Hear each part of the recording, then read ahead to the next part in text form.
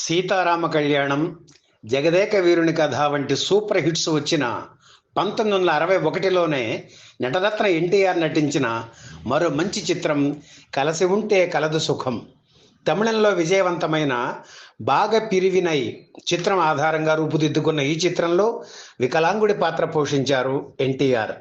అంత బాగా లేని హీరోలే గ్లామర్ పాత్రలు వేస్తున్నప్పుడు నువ్వెందుకయ్యా ఇలా గ్లామర్ లేని పాత్రలు పోషిస్తావు అని విజయాధినేతల్లో ఒకరైన చక్రపాణి ఆప్యాయంగా విసుక్కున్న ఎన్టీఆర్ వెనక్కి తగ్గలేదు. మహానటి సావిత్రి హీరోయిన్గా నటించిన ఈ సినిమాలో ఎన్టీఆర్ తమ్ముడిగా హరనాథ్, పెదనాన్నగా ఎస్వి రంగారావు నటించారు.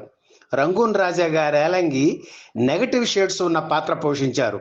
ఎన్టీఆర్ నట జీవితంలో ఒక కలికితురాయిగా నిలిచిన కలసి ఉంటే కలదు సుఖం చిత్రంలో పాటలు అన్నీ హిట్టే. ముద్దబంతి పూలు పెట్టి మొగలి రేకులు జడను చుట్టి ఇందులో హైలైట్ సాంగ్. తాపీ చాణక్య దర్శకత్వంలో సారథి సంస్థ నిర్మించిన ఈ చిత్రం 1961 సెప్టెంబర్ 8న విడుదలైంది. ఎన్టీఆర్ నటించిన చిత్రాలు ఎక్కువగా విజయ డిస్ట్రిబ్యూటర్స్ ద్వారా విడుదలయ్యే రోజుల్లో కలసి ఉంటే కలదు సుఖం చిత్రం నవయుగ సంస్థ ద్వారా విడుదల కావడం ఒక విశేషం. అలాగే విజయవాడలోని అలంకార థియేటర్లో ఎన్టీఆర్ చిత్రాలు విడుదలైన సందర్భాలు తక్కువ. కానీ ఈ చిత్రం ఆ థియేటర్లోనే విడుదలయ్యి 112 రోజులు ఆడడం మరో విశేషం. అలంకార్ థియేటర్లోనే కలసి ఉంటే కలదు సుఖం చిత్ర శతదినోత్సవం జరిగింది.